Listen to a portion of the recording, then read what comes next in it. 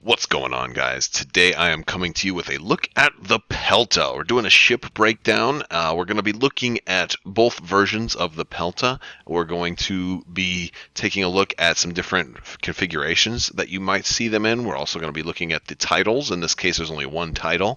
We're going to be looking at different roles that this ship can perform. And lastly, we're going to conclude with which commanders I think work best. We're going to kind of rank all the commanders on how they apply to the Pelta. First thing I want to say about this ship, it was the first ship in the game that has the fleet command upgrade, and this was unique to the Rebels, but it is going to change a little bit once Wave 7 comes out, because we're getting a new fleet command from Thrawn's expansion with the Chimera. But let's take a look at the three that we have here, since this is currently the only ship that can take this. So first off, we have all fighters follow me. Now all of these work pretty much the same way, but one for each token. So all fighters follow me is going to be your squadron, entrapment is going to be your nav, shields to maximum is going to be your engineering, and then it looks like concentrate firepower is going to be your concentrate fire version, but we don't have that one yet, so I can't really talk about it. But for all fighters follow me, it starts off that you can spend your token at the start of the ship phase, and if you do, until the end of the round, the speed of each squadron that a friendly ship activates is increased by 1 to a maximum of 5 until the end of that squadron's activation. So the key here is that the squadrons have to be activated by a ship. So this particular upgrade doesn't do a whole lot for those squadrons that are going to use Rogue to activate, or if Hera is going to give somebody Rogue to activate them, or if you just have an abundance of squadrons and you're going to let some just kind of activate on their own. This also doesn't do a whole lot for A-Wings or any other squadron that happens to already have speed 5. And so this isn't particularly good for those, but this is really, really nice for any squadrons that are speed 2, 3, or even 4 to allow them to take advantage of it. So this is, for one upgrade, you can get a whole lot, and you only have to spend the one nav token, or I'm sorry, squadron token. And in each of these kind of work the same way. At the beginning of the ship phase, you're going to pay one token, and that's shown on the card. And if you do, you get to do whatever it says. Alternatively, if you don't have the token, you can just flip the card and then you lose it for the rest of the game. But it's good if this is especially if it's turn 6, you might as well. Or if you think you're going to win this turn, or if this ship is about to be blown up or whatever. But if you have the token, you can spend the token. If you don't want to, you can just spend the card. But yes. So entrapment formation. Entrapment formation is a nice one because every time a ship activates, it can change its speed by 1. So that's great if your ships aren't doing nav, but maybe they might need to, or they might want to speed up even further or slow down even further. So then we also have shields to maximum. This was originally the one that I looked at with the most anticipation and have ended up using the least. But it allows every ship when it activates to recover a shield. Now that sounds really, really cool right out the gate, but the problem with shields to maximum is that typically in most of my matches, since I've tried to take it, opponents tend to concentrate firepower on a single ship. So while maybe one ship, or in some cases even 2, might need to recover shields, it's rare that all of the ships in my fleet are all down a shield. So while it is possible to make really great use of shields to maximum, it's harder to do so, and almost requires you building a very specific fleet with different types of configurations that are going to lend shields to each other. So that doesn't tend to work quite as well. If you wanted to do that, though, for example, you could put shields to maximum on one of these guys, and you could outfit a couple of your ships with projection experts. So whichever ship is taking the beating, all the other ships throw a shield at your flagship or whoever's taking the beating. Next turn, boom, they all get a shield back, and you can keep doing that. The problem is that's I don't know. It's not always as likely to happen that way. But it's a cool ability, and it's a nice option to have. So those are the 3 fleet commands that come with this. But let's look at the ship, the other upgrades. So on our assault ship, which is only 56 points, it's nice and cheap. This is a small base ship, but it has 5 hulls, so it's a tankier small base ship. It does come with the ordnance. So with black dice, it's nice always to have ordnance, and of course your fleet command. Both of the Peltas also have the support team and the officer, and of course your commander can go on there as well. It's primarily, this is a front arc ship, so it's nice for that. It doesn't have a huge front arc, but it has a solid front arc. Not particularly huge on the side arcs, but kind of a well-rounded ship. Generally a forward-facing ship. It has 3 shields in the front, 2 on the sides, only 1 in the rear. For defense tokens, it's pretty well-rounded too, in that it has a brace, a redirect, and an evade. Both of them versions have that. The differences really lie in the squadron ability or counter squadron ability. Our command ship only has the 1 blue, whereas our assault ship has a black and a blue, so a whole extra die, which is nice. But our command ship makes up for that by having a 3 squadron value as opposed to only a 1 squadron value in the command at the assault ship. And the only other difference too that I skipped right over is that our command ship has the offensive retrofit, which is better now than it was when the ship first came out.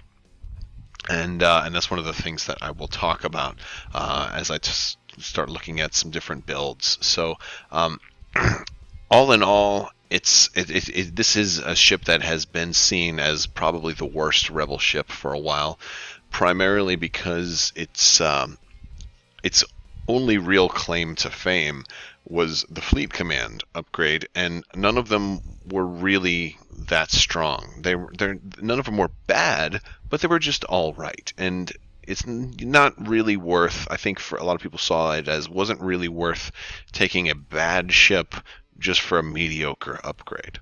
Or a mediocre support. So there had to be other reasons to take it. Now there are some ways to make this ship work better. I'm going to talk about some of the ones that I have found. And I think it's going to continue to get better. I think once Wave 7 hits, this ship will get even better. And I had planned on waiting to do this until Wave 7 hits, but we don't even know when that's going to be. And even when that does come out, it's still going to take some time to kind of settle in and get used to it. So I figured I would go ahead and get this video out now, and I can always revisit the Pelta later on. So I want to talk about some different builds. So one build that you might see is a assault ship, which is going to be used a little bit more for attack. With somebody like Ramus Antilles, external racks, and engine techs. And here's a way to kind of make a ship that has some black dice roll a lot more black dice. And engine techs makes up for their speed of only 2, which is probably the worst thing about this ship. And then I didn't actually mention that when we were first starting out talking about it, but yes, a max speed of only 2 is rough. However, it does have enough clicks to make it work, and that works fairly well with engine techs because of the fact that now you can get especially if you're spending a nav, you can do 2, 1, and then 2, and you can make some really nice turns that way. And if you're trying to get into black dice range, that's a good way to do it. And this is a ship that will probably be able to survive getting into black dice range against a lot of other ships. So that much is nice. And in it also, if you happen to have something like an entrapment formation or whatever on a ship like this, Ramus Antilles will help you keep your tokens, continue to have tokens around for that if you wanted to still do engine techs. But yes, there's a lot of different ways to run this. This was just one version.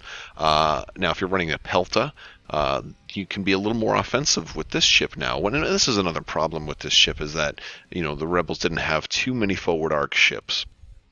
Or too many really strong forward arc ships. The Liberty was pretty much the best one, and and other than that, it was just the Nebulon. But that arc was so narrow, and that ship was so easily destroyed from the side, that when we got this, we were kind of upset that it didn't have a turbo laser upgrade, or it didn't really have any good buffs to buff the forward firing arc. Well, now since Wave 6 has come out, we have disposable capacitors.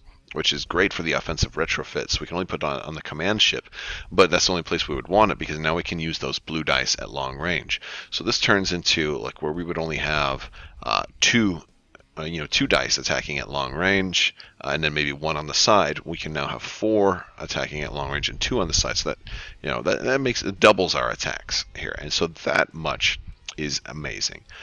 So I really do like disposable capacitors, and this is one of the things that had led to me coming up with my Voltron 2.0 build. Is if you had 2 of these, it's equivalent to an Imperial Star Destroyer, because the cost is 120 for an ISD2, so it's exactly double this frontal and side armament. So putting disposable capacitors on 2 Pelta command ships lets you fire 8 dice at long range. And it's just it's a fun thing. You can look up some of my Voltron videos if you want, or my Voltron builds. I have them before Wave 6 and after Wave 6, so they've it's gotten better with the inclusion of disposable capacitors. But I also like Intel Officer for the officer slot here, because this does give you a little more offensive ability. Since you can't take something like XI7 here, you can pick something, even if you're not going to get the accuracy, you can at least force them to spend to lose whatever they're going to use. And so that much is nasty. And Intel Officer can be a pain. It can be a real pain. So definitely like the Intel Officer for the command ship with disposable capacitors. Wanted to take a look at some more stuff here. So another way you might see Pelta's run for the assault ship is with Sato.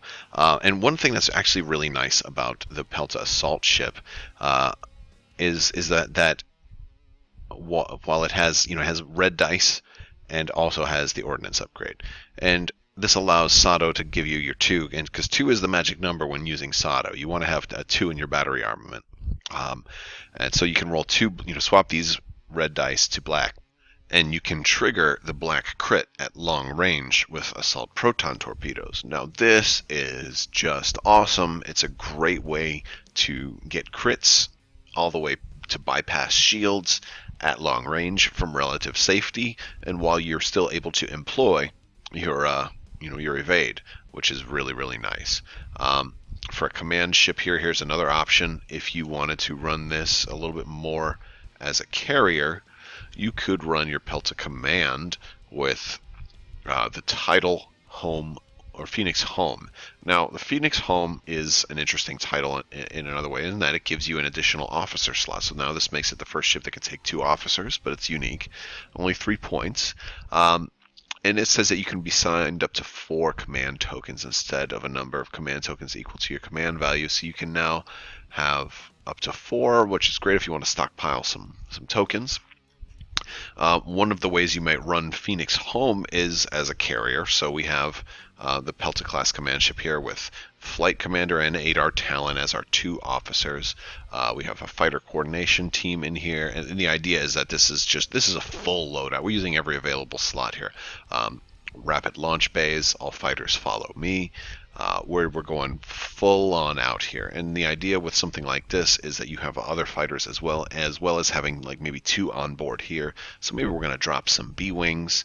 Maybe we don't want to trigger them right away because maybe Yavaris is in our build and we want to drop the B-wings with rapid launch bays, and then maybe move them or move somebody else, but actually use our squadron command to activate some other squadrons, maybe Jan Ors, and move her into range, and then also an X-wing to come in and protect the B-wings, while leaving Yavaris able to come in later on and make the B-wings double tap while having the protection from like 2 X-wings and a Jan Ors. So that really does kind of open up an awful lot of stuff for the command ship there. I want to talk about some different roles that this ship can perform. Obviously, it can perform a support role because of the fleet command. The fleet command gives us, very different ways to support a fleet. If we're going to go with a lot of different ships all passing shields around, like I talked about that before, shields to maximum, it can do that. Entrapment formation, it can just make all of our ships move a little bit faster, which is great. I think All Fighters Follow Me is probably one of the best support options it has, because the Rebels do have so many very slow squadrons. And speaking of squadrons, this ship also can perform as a carrier, but in this case, really only the command ship. You really don't want the assault ship to run the carrier role because it doesn't have offensive retrofit. It only has a squadron value of 1. You really want the command ship to be the carrier, but it does work well as a carrier, and it has the unique benefit of having 2 officer slots. And as more officers become available, I imagine it will only improve in that category. The other role that this one works is this one can actually work fairly well as your flagship if you're going with small ships only. If you don't want to have a big, hefty, large ship to store your commander on, this is a decent one. And depending on your commander, you can have this ship sitting pretty far in the back because it does have red dice. And it also has an evade and a brace and 3 shields in the front. So it makes for a very difficult to kill ship if you keep it in the back because we have to rush up to it. And you could even consider putting it on your assault ship here, and if they do rush up to you, then you throw your black dice in their face. But between the evade and the brace, you have a lot of damage removal that way. And you do have enough shields to go around, so it makes for a moderate, like it's one of the tankier small ships in the game. Maybe the tankiest small ship, just depending on how you outfit it and how you want to run it. But it makes for a pretty good carrier when you're looking at only small ship lists. I do want to talk about commanders now. So let's jump back and we're going to look at all of our commanders. I'm going to rank the commanders as how they basically work for this ship and only for this ship. So this doesn't necessarily mean that they're bad commanders. If I rank one lowest, it doesn't mean that I don't like this commander. It just means I don't think it does much for this ship in particular. So first, the worst at the bottom of the list is Aaron Kraken. The reason Aaron Kraken is at the bottom of the list here is, well, because he is he does nothing for a Pelta because a Pelta cannot go speed 3. So Aaron Kraken doesn't do anything for him. Okay, makes sense, right? Don't have to do a whole lot of explanation there. Next on the list is General Maydeen. General Maydeen really doesn't do very much for the Pelta because at speed 1, it's got all the clicks it can use. At speed 2, it's still got 2 clicks, and if you're giving it engine techs, it's going to have 2 clicks on the extra move. So, if you were spending a nav command anyway, you're already going to get your 1 extra yaw. So you can get a little bit of use out of Maydeen with this ship, but not very much. So I do have Maydeen kind of low. That's all right. Next up is Akbar. We're starting to get into, out of the real bad ships right now. So Akbar is not half bad on this ship if you're running the command ship, because I think you would probably want disposable capacitors with Akbar just to try to take advantage of that side arc. Maybe you can get an accuracy on the blue, so then you won't be rolling 3 red dice out the side. Again, it's not optimal. It's not optimal. Ideally, you'd want to do a side and front shot because you'll get you get more dice that way. But what are you gonna do? But Akbar's all right. I would generally only take Akbar on this ship if I was running other ships with good side arcs. So again, like I said, but for what he does with this ship it's not a whole lot. So he's on the bottom half of the list. Next up, I have Riken. Riken is generally he's all-purpose good, but small ships always run the risk of being destroyed. So Riken can be really good on either version of this ship. Maybe the assault ship a little bit more if you want to fly it directly into somebody's, like in the front arc of a Star Destroyer. Riken might work better for that ship. This way you can put your, assault proton torpedoes on there and put your engine techs and ram, and just, get the most out of somebody before they die and wait to the end. Yeah, but he's also useful basically on any ship that has engine techs if you wanted to use them for ram. If you get in close, your evade is going to become useless, so he can help keep that alive too. It's definitely not a terrible option. And the next commander up in the list is Leia. Now, Leia's all around good. It's hard to rank Leia with certain ships. This one, I have to put her kind of right in the middle because she's all around good, but she's a little tricky to work with the fleet commands. And the reason for that is if you're using her ability, you're not also going to get a token. So you kind of have to make a conscious choice to not use her ability to store the token, or you have to have some other way to get a token. And there are plenty of other ways to get tokens, but you have to, and there's even more now. Like Hondo is actually a really cool way to get a token, and he doesn't even have to be on the ship. He can be anywhere else. But then if you are going to take the token, you can still use the token with Leia, because you're not spending the token as a command, you're just spending a token for an upgrade. So you can still, double up on, Leia's command plus token effect, while spending a token to trigger, all fighters follow me or whatever. But Leia's all around, she's pretty good here. She works nicely if you're using as a carrier. If you're going to make this an attack ship, it's nice. And I particularly like it on the assault ship because you can't take ordnance experts here. So it's really nice to have that reroll when you're trying to trigger a black crit. You definitely want to have that. So again, also with 4 engineering too, it's always nice to be able to bump that up to 6, especially if you have her on here and she's your flagship. So Leia is not bad, and you have to kind of forego using her enough to get to your tokens unless you're gonna get them another way. Next up, we're getting into some of my favorites now for this ship is Mon Mothma. Now, Mon Mothma, because it has the evade and the brace also, it just makes for a really nice combination of always being able to use all of your tokens, because that's the problem with any ship with a single evade or with evades in general, is once they get in close, that evade becomes useless. She makes it more useful at all ranges, and especially on the command ship. Now at medium range, you can still fire all of your dice, but you can still cancel one of their dice and then brace the remaining. So it makes this ship a lot more survivable. And since this ship tends to be used, from my experience, more with a lot of other small ships, then this is usually where you want your commander in those cases, and you want to keep her alive. And also, if you're going to be running support upgrades off of this, and you're going to be doing a lot of things with the ship beyond just shooting, you definitely want to keep it alive, and she's going to help you keep that, as well as all of your other ships alive. Next up is my all-time favorite, General Dodonna. General Dodonna works all the time. He works on everything, and I ranked him a little higher in this list also because of the fact that if you're running it as a carrier and you're supporting all those bombers, those B-wings, those X-wings, all those crits are going to be just compounded into this, and you could end up triggering Dodonna so many times. And if you do, and that's for the command, but if you're running an assault, you've got your proton torpedoes also. If you can get in close there, you can also, just all kinds of extra ways to take advantage of Dodonna on a ship that has black crits or can do a carrier function. Next up, I'm going to go a little bit out of character here and give you Garm Bel Iblis. The reason I put Garm as number 2 here is because the Phoenix Home. The Phoenix Home is going to, really help Garm's ability not go to waste. Now, to be honest, that you're not going to get 4 tokens with Garm. You're going to get 2. But the idea is you can now also take tokens. You can build up to 4. So Garm's ability will not go to waste on this ship. Now, the rest of your fleet, who knows?